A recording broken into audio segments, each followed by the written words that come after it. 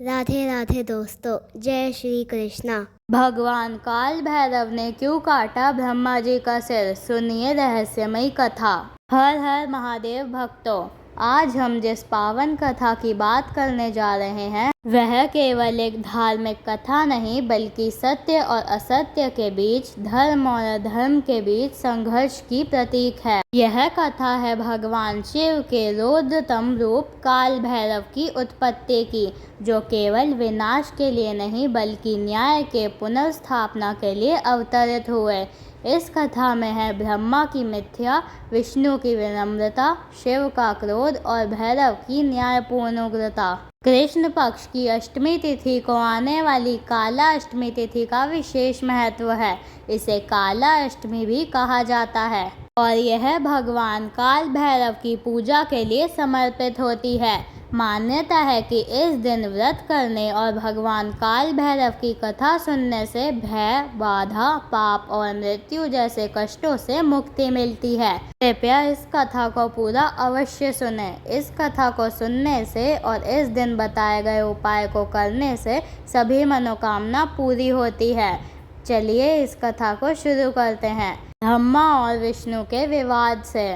प्राचीन समय की बात है, सृष्टि का प्रारंभ हुआ ही था। ब्रह्मा जी सृष्टि करता थे और भगवान विष्णु पालन करता। दोनों अपने अपने कर्तव्यों में लीन थे, लेकिन धीरे धीरे ब्रह्मा जी के भीतर एक अभिमान उत्पन्न हुआ। उन्होंने सोचा, मैं ही सृष्टि का रचयिता हूँ, मुझसे बड़ा कौन है। इधर विष्णु जी, जो हमेशा शांत और विनम्र रहते थे, इस विषय में मौन थे। एक दिन दोनों के बीच यह प्रश्न उठा कि सबसे श्रेष्ठ कौन है। यह प्रश्न ब्रह्मा लोक से विष्णु लोक तक गूंजने लगा। देवगण भी चकित थे। दोनों ही देवता अपनी अपनी श्रेष्ठता सिद्ध करने लगे। उसी समय एक तेजस्वी प्रकाश पुंज के रूप में एक ज्योतिर्लिंग आकाश से प्रकट हुआ। वह ज्योतिर्लिंग आकाश से धरती तक एक स्तंभ के रूप में फैल गया था।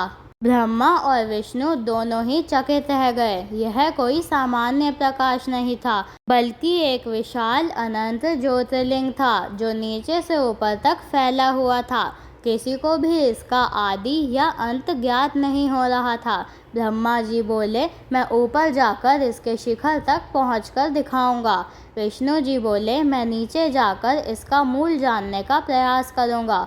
और फिर दोनों चल पड़े। ब्रह्मा जी ऊपर की ओर और विष्णु जी नीचे की ओर।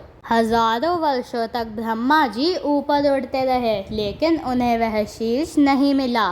वे थककर लौटने लगे। तभी उन्हें केतकी का पुष्प मिला, जो उस ज्योतिर्लिंग से गिर रहा था। ब्रह्मा जी ने उससे कहा, क्या तुम मेरी झूठी गवाही दोगे कि मैंने इस ज्योति का अंत देख लिया है। केतकी ने सहमति दे दी। विष्णु जी जब लौटे तो उन्होंने स्पष्ट कहा, मैं अंत तक नहीं पहुंच सका, यह अनंत है।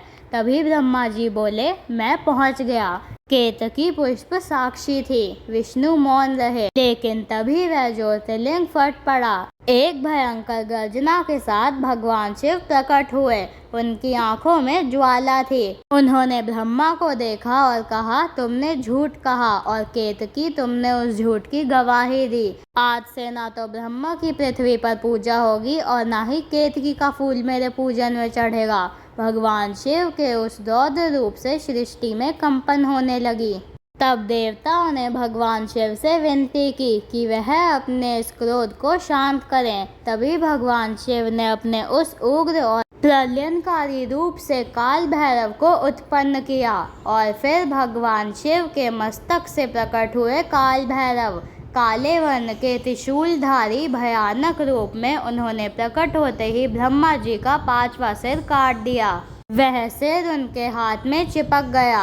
यह था ब्रह्म हत्या का पाप। विष्णु जी वापस लौट आए थे और ब्रह्मा जी से सच बता दिया, परंतु ब्रह्मा जी ने झूठ बोल दिया कि उन्होंने उस ज्योतिर्लिंग का सिर देख लिया है। ब्रह्मा जी के इस मिथ्या भाषण से क्रोध में आकर शिव जी ने कहा, हे ब्रह्मा, तुमने झूठ कहा है, इसलिए तुम्हारी पूजा पृथ्वी पर नहीं होगी।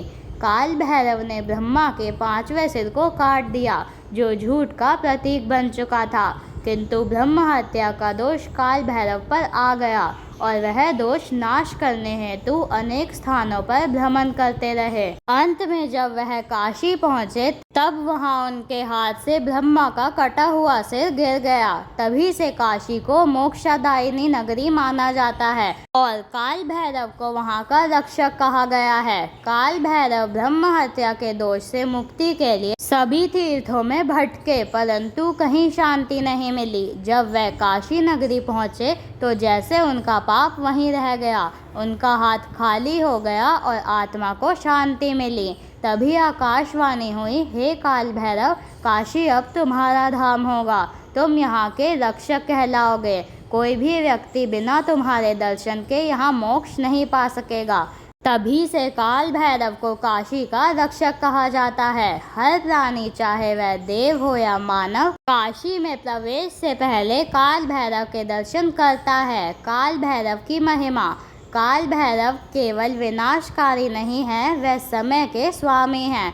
काल स्वयं जिनसे भय खाता है वह काल भैरव कहलाते हैं। वे समय को नियंत्रित करते हैं। उनका एक हाथ अभय मुद्रा में है और दूसरा हाथ पापों को नष्ट करने में। जो लोग भय, असमंजस, मृत्यु या पापों से ग्रस्त होते हैं, काल भैरव की पूजा उनके लिए संजीवनी होती है। काला अष्टमी के दिन उपवास रखने, काल भैरव की पूजा करने और इस कथा को सुनने से सभी पाप कटते हैं। विशेषकर ब्रह्म दोष, पितृदोष और अचानक आने वाले भय या मृत्यु के संकट से मुक्ति मिलती है। काल भैरव को प्रसन्न करने के उपाय।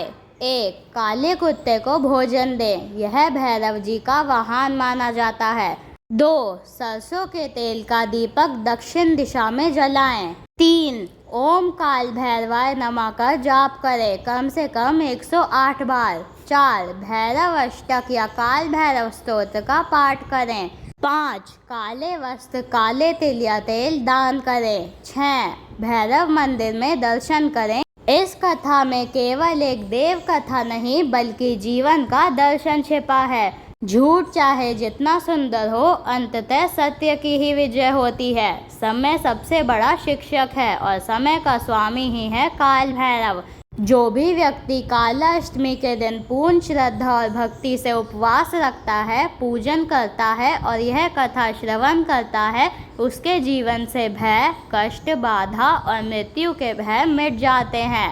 अंततः महादेव की कृपा आप सभी पर बनी रहे। हर हर महादेव। धन्यवाद। अगर आपको यह वीडियो पसंद आई है तो इस वीडियो को लाइक करें, मेरे चैनल ऑलवेज हैप्पी को सब्सक्राइब करें और कमेंट बॉक्स में हर हर महादेव अवश्य लिखें। राधे राधे।